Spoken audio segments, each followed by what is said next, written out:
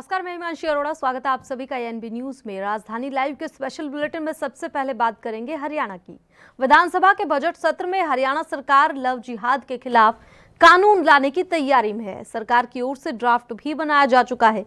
इस विषय पर प्रदेश के उप मुख्यमंत्री दुष्यंत चौटाला असहमति जता चुके हैं। हालांकि उनका ऐतराज लव जिहाद के नाम से है। उप मुख्यमंत्री की इस विषय पर दी गई प्रतिक्रिया पर जब हरियाणा के गृह मंत्री अनिल विज से सवाल किया गया तो उन्होंने कहा कि इस एक्ट में कहीं भी हिंदू या मुसलमान की बात नहीं की गई है, बल्कि ये कानून प्यार की आड़ में लालच देकर, धोखा देकर या फिर दबाव बनाकर धर्म परिवर्तन के खिलाफ लाया जा रहा है। इसमें कहीं भी लव जिहाद का जिक्र नहीं किया गया है। विज ने कहा कि इस कानून को Haryana freedom of religion act नाम दिया गया है। इसमें कहीं पर भी लव जिहाद की बात नहीं की गई है।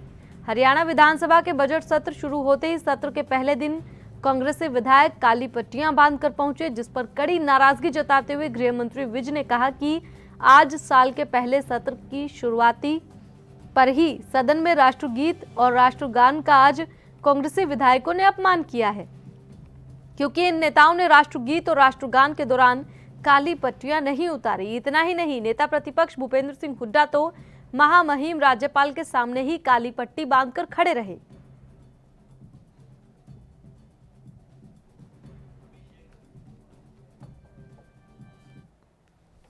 और ज्यादा जानकारी देने के लिए हमारे साथ संवाददाता अभिषेक तक्षक जुड़ गए। अभिषेक, आपसे जानना चाहेंगे कि पूरा मामला क्या है, विज ने आखिर किस प्रकार से प्रतिक्रिया दी, क्योंकि डीजीपी वाले मामले पर भी अनिल विज और सीएम के बीच में रार दिखाई दे रही है, और अब दुष्यंत चौटाला और विज के बीच भी क्या रार जैसी स्थिति बन रही है? जी देखिए, ये जो लव जिहाद का जो कानून है उस जलाने की जो हरियाणा सरकार जो है तैयारी में है। विधानसभा में बिल लाया जा सकता है। बिल के बाद जो है इसको कानून बनाने के लिए राज्यपाल महामहिम के पास भेजा जाएगा। उनकी अगर मोहर लग जाती है तो उसके बाद नोटिफिकेशन जारी हो जाएगी। तो ये जो निकिता हत्याकांड जो हुआ था उसमें जो शरेआम जो निकिता को गोलियों मारकर उसकी हत्या कर दी गई थी, उसके बाद जो है प्रदेश में इस तरह का जो माहौल बन गया था, जिसके बाद जो गृह मंत्री अनिल विज उन्होंने कहा था कि लव जिहाद का जो कानून है हरियाणा में लाए जाने की जरूरत है, ताकि इस तरह की जो घटना है वो दोबारा से घटित ना हो। और एक जो कानून अगर बन जाता है तो इसमें यह कि जनता में मैसेज जाता है कि तब इस तरह का जो कानून हाथ में लेने की जरूरत जो है दोबारा कि कोई भी व्यक्ति नहीं करेगा। तो इस तरह वो पक्ष में है कि इस तरह का कानून लाया जाए, और उसके लिए उन्होंने ड्राफ्ट तैयार करके मुख्यमंत्री मनोहर लाल खट्टर के पास भेजा था। और उसके बाद जो है जो अब बिल विधानसभा में जो बजट सत्र चल रहा है उसमें लाया जा सकता है। हालांकि इसमें दुष्यंत चौटाला ने लव जिहाद नाम को लेकर जरूर आपत्ति जताई है। उनको कानून से आपत्ति नहीं है, लेकिन जो लव जिहाद जो नाम है या जो वर्डिंग है उस पर उन्होंने आपत्ति जताई है। और उन्होंने कहा कि वो इस कानून का जरूर समर्थन करते हैं जिसमें किसी तरह का जबरदस्ती धर्म बदलवाकर विवाह आदि या इस तरह का दबाव बनाकर शादी अगर करी जाती है तो उसके वो खिलाफ है। लेकिन लव जिहाद जो वर्ड है उसके वो खिलाफ है, और इस कानून के जरूर वो पक्ष में है। तो वहीं जो अनिल विज है गृह मंत्री, उन्होंने साफ तौर पे कहा कि इस जो एक्ट में हिंदू या मुसलमान की कहीं भी बात नहीं कही गई, बल्कि ये कानून प्यार की आड़ में लालच देकर, धोखा देकर या फिर दबाव बनाकर धर्म परिवर्तन के खिलाफ लाया जा रहा है। इसमें कहीं भी लव जिहाद का उन्होंने कहा साफ तौर पे कि जिक्र नहीं किया गया। विज ने यह भी कहा कि कानून जो लाया जा रहा है उसका Haryana freedom of religion act नाम होगा, और इसमें लव जिहाद जो है उसका कहीं भी जो नाम नहीं है। जी अभिषेक, जो ये कानून लेकर आया जा रहा है इसके बारे में जानना चाहेंगे कि क्या पहले से ही इसमें लव जिहाद नामक कोई शब्द नहीं था, या फिर दुष्यंत चौटाला के असहमति के बाद ऐसा किया गया है?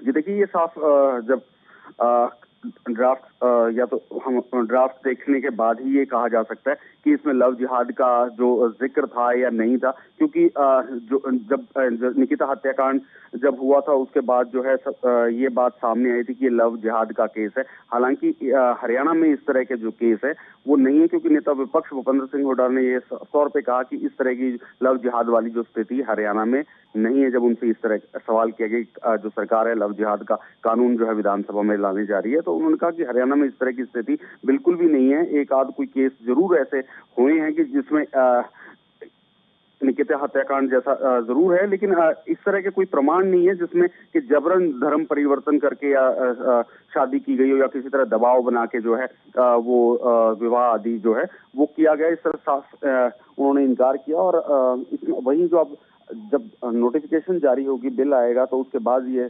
कहा जा सकता है कि इसमें लव जिहाद का जिक्र है या नहीं, या पहले था या नहीं।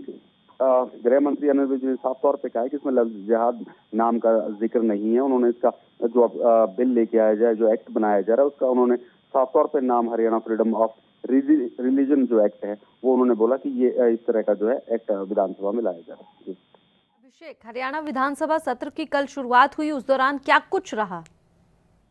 जी बिल्कुल, देखिए कल का जो कार्यक्रम था विधानसभा का, जो शुरुआत बजट सत्र की होनी थी, उससे पहले ही हंगामेदार कांग्रेस की ओर से जो है रोष मार्च निकाला गया तीनों कृषि कानून के विरोध में, और जो बढ़ती महंगाई है उसको लेकर। और वहीं जो कानून व्यवस्था, उनका ये कहना है कि कानून व्यवस्था जो है प्रदेश में चरमरा चुकी है, तो उसको लेकर उन्होंने पैदल मार्च जो है विधानसभा परिसर तक निकाला। उसमें तमाम जो कांग्रेसी विधायक थे वो शामिल रहे। उन सरकार के खिलाफ जो नारेबाजी लगाते हुए वो विधानसभा परिसर तक पहुंचे, और उसके बाद जो है वो सत्र में पहुंचे। और इस दौरान उन्होंने काली पट्टी अपनी बाजुओं पे बांधी हुई थी, और वहीं काला मास्क का उपयोग किया गया था, क्योंकि कोरोना काल है, मास्क जरूरी है, तो उसके लेकर उन्होंने जो है मास्क का भी जो रंग है वो काला चुना था। उसके बाद विधानसभा में जब राष्ट्रीय गान है, क्योंकि पहला साल का पहला सत्र है, और इसमें राष्ट्रीय गान जब गाया गया तो गृह मंत्री अनिल विज का आरोप था कि तमाम कांग्रेसी नेताओं ने जो है काली पट्टियां अपनी बाजुओं पे बांध रखी थी, तो उनका उन्होंने विरोध जताया। जब इस विषय में जब विज ने कहा कि ये अपमान है कहीं ना कहीं राष्ट्रीय गान का, इस तरह काली पट्टी बांधकर राष्ट्रीय गान नहीं गाना चाहिए था, इस समय जो है काली पट्टी का उपयोग नहीं करना चाहिए था। तो इस विषय में जब हमने बात करी, पूर्व शिक्षा मंत्री और कांग्रेस विधायिका जो है गीता बक्कल, उन्होंने साफ तौर पे ये कहा कि इस तरह की कोई बात नहीं है, हमारा विरोध प्रदर्शन बाहर से शुरू हुआ था और विधानसभा तक हम पहुंचे थे। तो ऐसा अगर काली पट्टी की बात की जाए तो बहुत से ऐसे विधायक, उन्होंने इसमें उदाहरण के तौर पर स्पीकर का भी नाम लिया कि कईयों विधायकों ने काली जैकेट भी पहन रखी थी। तो इस तरह का हमारा कोई मोटिव नहीं था। ये हमारा जो विरोध प्रदर्शन था वो हमारा बाहर से शुरू हुआ था, और हमने अंदर वो पट्टी जरूर बांध रखी थी, लेकिन इस पर राष्ट्रीय गान का कहीं भी अपमान वाली बात नहीं है, ना ही हमारी कोई इस तरह की मंशा थी कि राष्ट्रीय गान का किसी तरह अपमान किया जाए। और वही अब जो राज्यपाल का अभिभाषण के साथ ये इसकी जो शुरुआत हुई बजट सत्र की, और अभिभाषण के बाद जो है ये मुद्दा जरूर गरमाया, और वो एपीएमसी एक्ट जो विधानसभा की ओर से जो उसको शामिल नहीं किया गया, उस पर कांग्रेस ने विरोध किया, और कांग्रेस ने साफ तौर पे कहा कि इस पर स्पीकर ने ये कहा है कि इसमें ये कानूनी अड़चन है, ये कोर्ट में विचाराधीन है और केंद्र का मामला है। तो उन्होंने साफ तौर पर पत्रकार वार्ता कर भूपेंद्र सिंह हुड्डा ने साफ तौर पर बताया कि इसमें कहीं भी जो है कानूनी अड़चन नहीं है, इसको सिर्फ इस कानूनी अड़चन को मामला बताकर जो है इसको एक्ट को जो है नजरअंदाज किया गया है, और कहीं ना कहीं जो है इसके जोर शोर से जो है बात एक बार फिर से जब सोमवार को सत्र शुरू होगा तो उसमें जोर शोर से कांग्रेस की ओर से फिर एक बार जो मांग रखी जाएगी। जी, अविश्वास प्रस्ताव को लेकर क्या कुछ अभी अपडेट है अभिषेक? जी, अविश्वास प्रस्ताव जो है अब जब जैसे ही सत्र शुरू होगा, कांग्रेस पूर्ण रूप से तैयार है। उसमें 27 जो विधायक हैं उनकी ओर से सिग्नेचर करके ये अविश्वास प्रस्ताव की जो प्रति है वो स्पीकर को दी गई है। आफ्ताब अहमद की अगुवाई में जो है अध्यक्षता में ये जो लेटर जो है अविश्वास प्रस्ताव का, जिसमें 27 कांग्रेसी विधायकों ने अपने सिग्नेचर किए हैं, वो उन्होंने स्पीकर जो ज्ञानचंद गुप्ता है उनको सौंप दिया है। और सरकार जो के खिलाफ जो है अब कांग्रेस सत्र में अविश्वास प्रस्ताव लेके आएगी, और उसके बाद जो है इस पर वोटिंग की भी जो है कांग्रेस की ओर से मांग की जाएगी। अब आने वाला जो सत्र के जो दिन है उसमें जरूर कांग्रेस की ओर से हंगामा किया जा सकता है, और ये पूरा जो सत्र है इस बार जो है हंगामेदार रहने की उम्मीद है। जी, पहले 10 तारीख चर्चा के लिए सामने आ रही थी, अब 12 सामने आ रही है, क्या साफ हो पाया 10 है या 12 है? जी बिल्कुल, देखिए ये इस जो तारीख है वो 10 तारीख कांग्रेस की ओर से कही गई थी, और 10 तारीख को जो निकल के आ रही है वो यही है कि 10 तारीख को ही जो है अविश्वास प्रस्ताव की जो है उस पर चर्चा करने की कांग्रेस ने तैयारी की हुई है और उसी दिन 10 तारीख को जो है अविश्वास प्रस्ताव पर जो है पूरी जोर शोर से मांग उठाई जाएगी। उसके बाद जो इस पर जो चर्चा के बाद जो है वोटिंग की जो है अपील की जाएगी। पर और कांग्रेस के इस प्रकार से रोष मार्च के ऊपर सीएम ने भी प्रतिक्रिया दी, क्या कुछ कहा? मुख्यमंत्री मनोहर लाल खट्टर ने जो कांग्रेस की ओर से जो पहले ये मुख्यमंत्री की ओर से पत्रकार वार्ता में साफ कर दिया गया था कि जो महंगाई की जो बात है, पेट्रोल डीजल के जो दाम है वो केंद्र से रिलेटेड मामला है और जो है ये अंतर्राष्ट्रीय बाजार पर निर्भर करता है और इसमें कोई जो बढ़ोतरी है वो इतनी ज्यादा नहीं है। उन्होंने उदाहरण भी दिया था कांग्रेस राज का और अपने जो कार्यकाल है उसके दौरान के आंकड़े भी उन्होंने अपनी पत्रकार वार्ता के दौरान पेश किए गए थे। वहीं जो अब एपीएमसी एक्ट की जो जिक्र कांग्रेस जो प्राइवेट मेंबर बिल लाना चाहती थी उस पर भी जो मुख्यमंत्री ने साफ तौर पे ये कहा कि ये केंद्र का मामला है, इसमें राज्य सरकार से कहीं संबंध नहीं है और ये कोर्ट में विचाराधीन है। तीनों कृषि कानूनों पे जो है सुप्रीम कोर्ट की ओर से स्टे लगा हुआ है, तो इस मामले को जो है अब नहीं उठाया जा सकता और इस पर चर्चा नहीं की जा सकती और तभी इसको जो प्राइवेट मेंबर बिल जो है उसको एक्सेप्ट जो है विधानसभा की ओर से नहीं किया गया। जी, ये कहा गया, तो क्या इस पर विपक्ष की ओर से कोई प्रतिक्रिया आई है? जी बिल्कुल, भूपेंद्र सिंह हुड्डा ने कल पत्रकार वार्ता करी। उसके बाद जब सत्र की समाप्ति के बाद जब सोमवार तक के लिए स्थगित हो गया उसके बाद जो नेता विपक्ष भूपेंद्र सिंह हुड्डा उन्होंने पत्रकारों से बातचीत की। उस दौरान उन्होंने कहा कि इसमें किसी भी तरह का जो है कोर्ट का मामला नहीं बनता। एपीएमसी जो एक्ट है उसमें ये इस तरह का प्रावधान जो कांग्रेस की मांग थी, इस तरह का प्रावधान होना चाहिए कि जो एमएसपी से जो नीचे जो है फसल जो खरीदेगा तो उस पर सजा का प्रावधान होना चाहिए और वहीं जो फसलें एमएसपी पे नहीं खरीदी जाती उनको जो पुराना जो पिछला जो मूल्य था, जिस मूल्य पर वो बिक्री हुई थी, जो सबसे ज्यादा जो मूल्य पर वो फसलें बिकी हैं उसी मूल्य पर जो है वो फसलें खरीदी जाएं। तो इस तरह के जो हम चाहते थे कि इस तरह का इसमें प्रावधान होना चाहिए, लेकिन सरकार इससे बच रही है। वो कोर्ट का एक आड़ में या कहें कि उसको जुडिशरी मामला कहते हुए इससे पल्ला झाड़ रही है और कहीं ना कहीं जो है ये किसानों के हित में नहीं साबित होता और दोबारा से एक बार कांग्रेस जो है एपीएमसी एक्ट के बारे में जरूर बात करेगी। और वहीं स्पीकर ने ये साफ तौर पे इस समय जब ये मांग उठी कि इसको क्यों रद्द किया जाता है तो स्पीकर ने इसमें कहा कि जो कांग्रेस की ओर से जो इसमें जो पॉइंट्स दिए गए वो पूर्ण रूप से जो है वो कांग्रेस की तैयारी नहीं दिखती, इसीलिए लेकर जो है इस एक्ट को जो है ये नहीं लाया जा सकता, प्राइवेट मेंबर बिल को विधानसभा में नहीं पेश किया जा सकता और ये कोर्ट का मामला है क्योंकि इन तीनों कृषि कानूनों पे जो है कोर्ट की ओर से स्टे लगा है और जब स्टे हटता है उसके बाद देखा जाएगा। जी अभिषेक, ज्यादा जानकारी देने के लिए। और इसी के साथ रुक करते हैं अगली बड़ी खबर की ओर। देश में मशहूर उद्योगपति मुकेश अंबानी के मुंबई स्थित आलीशान घर एंटिलिया के बाहर संदिग्ध अवस्था में मिली स्कॉर्पियो कार के मालिक हिरेन मनसुख की डेड बॉडी मिली है, जिसके बाद मुंबई पुलिस में हड़कंप मच गया है। बताया जा रहा है कि मनसुख ने कथित तौर पर क्लावा किर्क में कूदकर सुसाइड कर लिया है। घटना की सूचना मिलने पर नौपाड़ा पुलिस मौके पर पहुंची और मामले की जांच शुरू कर दी है। पुलिस ने बताया है कि केस प्रथम दृष्टया सुसाइड का ही लग रहा है।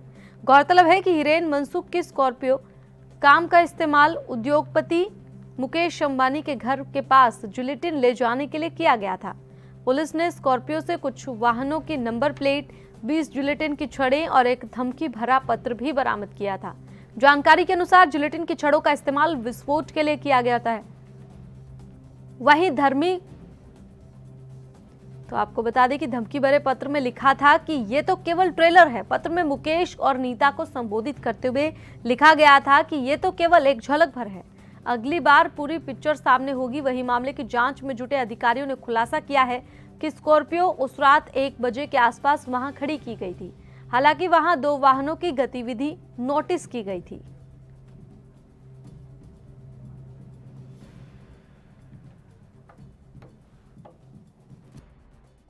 पूरा हो चुका है। पोस्टमार्टम कंप्लीट हो गया है and they have kept the opinion reserve.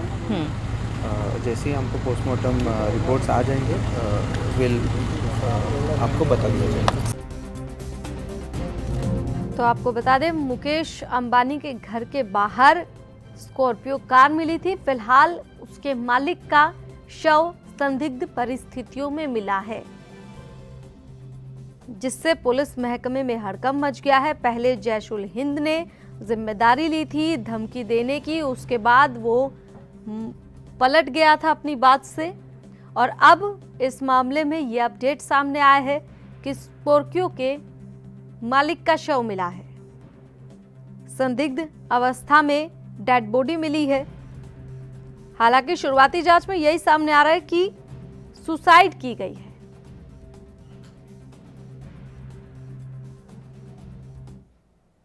और इस खबर पर फिर से लौटेंगे, फिलहाल रुकेंगे एक छोटे से ब्रेक के लिए।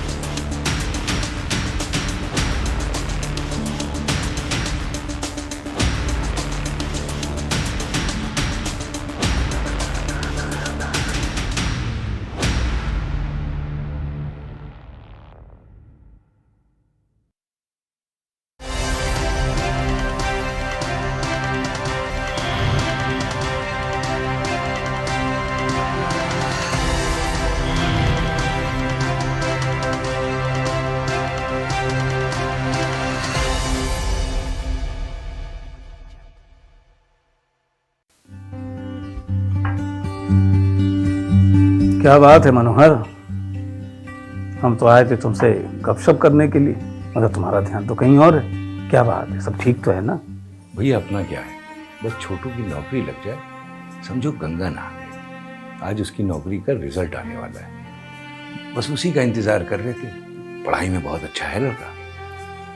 बच्चों की फिक्र तो रहती ही है। अब तो कई साल हो गए जब मेरे बड़े वाले बेटों को नौकरी मिली थी, तो ऊपर से दान दक्षिणा का भी इंतजाम करना पड़ा था, तब जाकर बड़े को नौकरी मिली थी।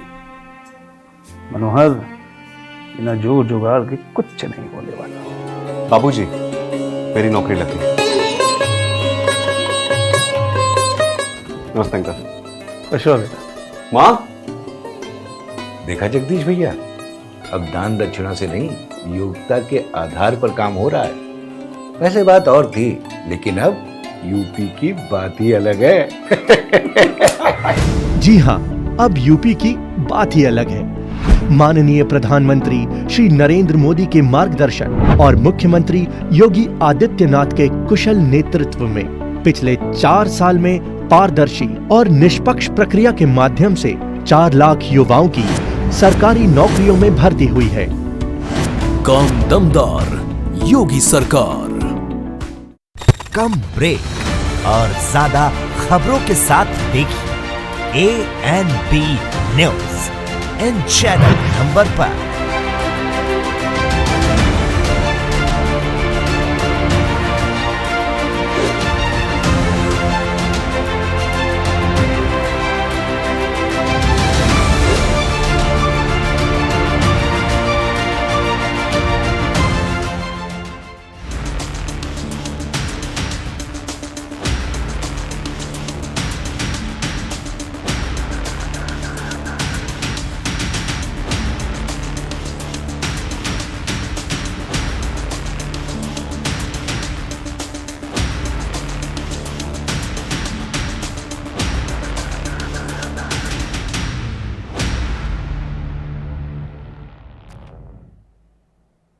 और ब्रेक के बाद आप सभी का फिर से स्वागत है। मुंबई वाले मामले में फिलहाल हमारे साथ संवाददाता जुड़ गए हैं लाइव मुंबई से, मुरारी सिंह।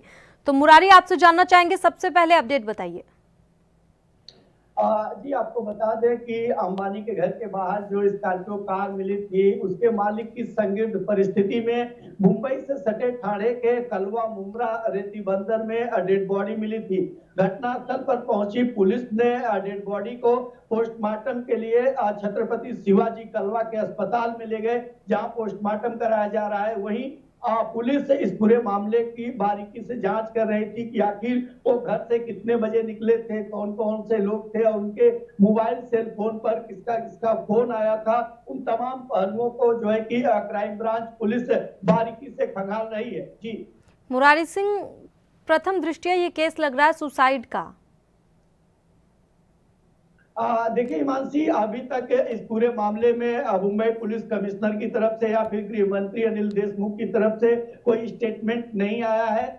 जिस तरीके से नौपाड़ा पुलिस इस मामले की जांच कर रही है और जिस तरीके से वहां केरान के जरिए डेड बॉडी निकाला गया और एक्सपर्टों का कहना है कि ये ऊपर से छलांग लगाई हुई फर्स्ट दृष्टिकोण में दिख रहा है। फिलहाल हम मामले की जांच कर रहे हैं, लेकिन बड़ा सवाल ये उठ रहा है कि इतनी बड़ी वारदात होती है और उस वारदात में जो वाहन इस्तेमाल किए जाते हैं उसके मालिक की संदिग्ध परिस्थिति में डेड बॉडी मिलती है। इसे लेकर के मानो की हड़कंप मचा हुआ है और एटीएस सहित क्राइम ब्रांच मुंबई पुलिस इस मामले की जांच कर रही है और बहुत जल्द ही उन तथ्यों को खोज निकालने की कोशिश कर रही है जो पूरा वाकया, जो पूरी घटना घटी हुई है। हालांकि इसे लेकर के विपक्ष अब महाराष्ट्र सरकार पर हावी हो गया है, खास करके देवेंद्र फडणवीस कई सवाल महाराष्ट्र सरकार पर खड़े कर दिए हैं। जी, क्या कुछ सवाल देवेंद्र फडणवीस की ओर से खड़े किए गए हैं?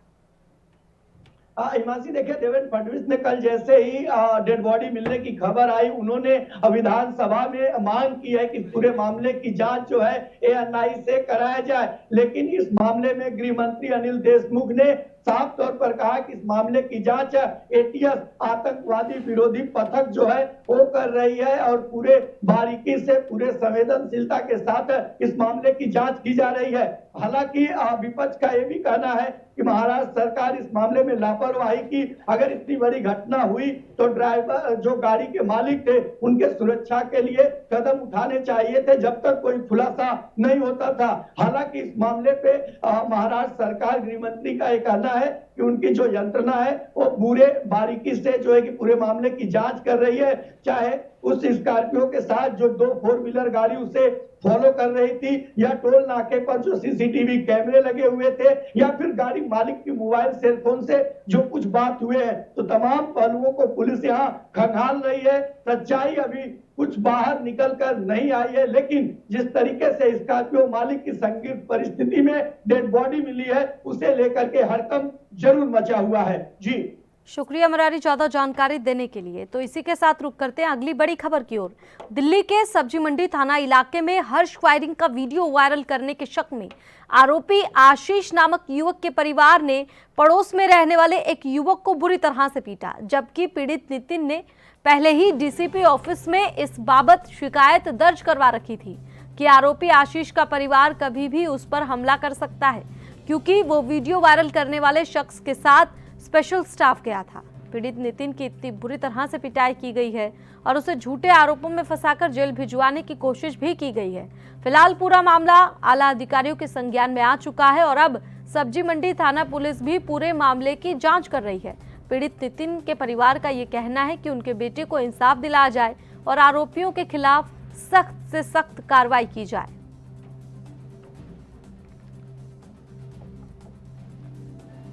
सर, मेरे साथ ये हुआ है, आशीष नाम के बंदे की वीडियो वायरल हुई थी सर पे गन चलाने की इंदिरा पार्क में। तो जिसने वीडियो बनाई थी, जो इसने बयान दर्ज कराए हैं, तो उसे लेके मैं मॉरिश नगर स्पेशल स्टाफ में पेश कराने गया था।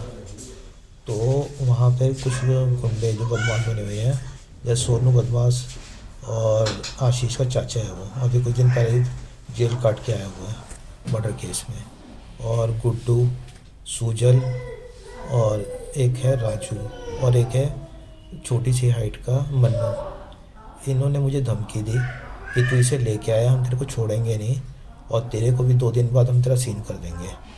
तो मैंने कहा मेरा ऐसा कुछ नहीं है, मैं सिर्फ इसे पेश कराने लाया हूँ, इसलिए बस थोड़े इसलिए। तो इन्होंने कहा कोई बात नहीं, तेरा 2 दिन के अंदर सीन बिठा देंगे। मेरे बेटे को पकड़ लिया, इतना मारा है, इतना मारा और पकड़ करके थाने लेके गए और ले जाके वहाँ कुत्ते अभी डाल दिया थाने के अंदर। उसको कोई पूछने वाला नहीं था। मैं वहाँ गया, मेरे को देख के मेरा बेटा रोने लगा। फिर मैं उसको उठा करके हम लोगों ने इनसे कहा कि तुम ट्रीटमेंट कराओ, हॉस्पिटल ले चलो। ये बड़ी मुश्किल से हॉस्पिटल लेके चले गए पुलिस वाले। वहाँ जा करके इन्होंने उसको पिला दिया पुलिस वालों ने, हॉस्पिटल वालों को भी दे दिया, पुलिस वालों को भी दे दिया। इन्होंने जल्दी ही रिपोर्ट बनवा के जो कह दिया कोई कुछ भी नहीं हुआ इसको, ये बिल्कुल ठीक ठाक है, इसकी छुट्टी कर दो, हम इसको ले जाके बंद करें। वो लेके आया लड़का, फिर वहाँ पर चक्कर खा गिर गया थाने के अंदर। फिर मैंने इसे उठाया, फिर पुलिस वाले कहने लगे ले जाओ ले जाओ ले जाओ ले जाओ, अगर इन पर केस बनाया होता कोई, मेरा बेटा स्किनर हो जाए, कोई बात वो था बदमाश था, तो उसको पकड़ के अंदर बंद कर देते।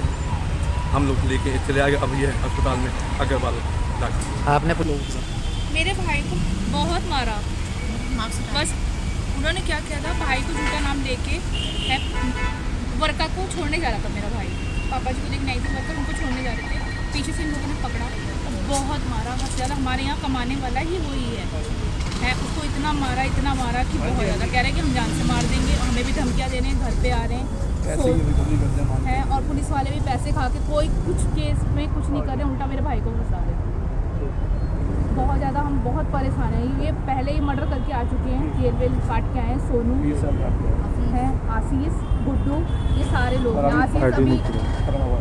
आशीष अभी पकड़ा हुआ है, उसी का इल्ज़ाम लगा के मेरे भाई को बोले कि तूने पकड़ा।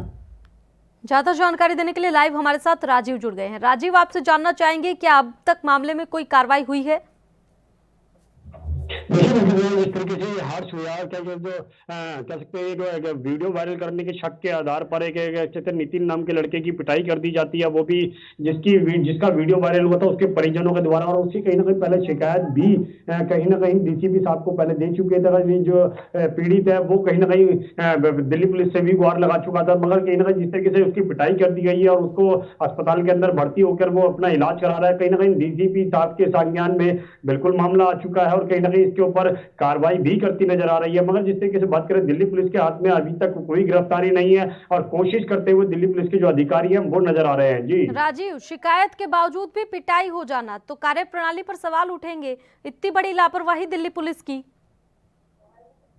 अगर ये मान लिया जाए कि इसने ही इस व्यक्ति ने ही वीडियो वायरल किया था तो कहीं ना कहीं दिल्ली पुलिस की उसमें अंदर हेल्प होती है और दिल्ली पुलिस के द्वारा ही वो आरोपी पकड़ा गया था। मगर जिस तरीके से इसकी शिकायत करने के बावजूद भी डीसीपी को शिकायत कर दी गई थी कि मेरे साथ ये व्यक्ति ये हादसा हो सकता है और कहीं ना कहीं आरोपी मुझे पीट सकते हैं, तो कहीं ना कहीं इसके लिए जिस तरीके से उसकी पिटाई की गई है और कहीं ना कहीं दिल्ली पुलिस के अंदर संज्ञान में भी ये मामला है और कहीं ना कहीं कोशिश ये की जा रही थी कि डीसीपी साहब इसके अंदर खुद एक्शन ले, मगर डीसीपी के संज्ञान के अंदर आते हुए ही कहीं ना कहीं जो स्थाना सब्जी मंडी है उसके अंदर कार्रवाई की जा रही है, मगर अभी तक कोई गिरफ्तारी नहीं है और कहीं ना कहीं इससे एक साफ जाहिर होता है कि जो व्यक्ति दिल्ली पुलिस की मदद कर रहा है और जिसके वीडियो के आधार पर ही आरोपी गिरफ्तार हुआ है वो कहीं ना कहीं दिल्ली पुलिस उसके अंदर इतनी लापरवाही क्यों कर रही है, क्योंकि आरोपी को जल्दी से जल्दी गिरफ्तार करना चाहिए था। मगर उसके जो परिजन है, यानी कि जिस आरोपी की पिटाई की गई नितिन की, तो उसके जो परिजन है वो यही चाहते हैं कि उनको इंसाफ मिले और कहीं ना कहीं आरोपी जो है वो गिरफ्तार हो सके। मगर जिन लोगों ने उसकी पिटाई की थी या फिर जितना सा मारा गया वो कहीं ना कहीं इस तरीके की घटना नहीं होनी चाहिए, क्योंकि इसके ऊपर शक था कि इस व्यक्ति ने ही वीडियो वायरल किया, मगर ये स्पष्ट नहीं हो पाया था कि इसी व्यक्ति ने वीडियो वायरल किया था, क्योंकि वीडियो वायरल से ही दिल्ली पुलिस ने आरोपी को गिरफ्तार किया था। जी शुक्रिया ज्यादा जानकारी देने के लिए राजीव। तो फिलहाल राजधानी लाइव स्पेशल बुलेटिन में इतना ही। आप देखते रहें ANB न्यूज। नमस्कार। जी।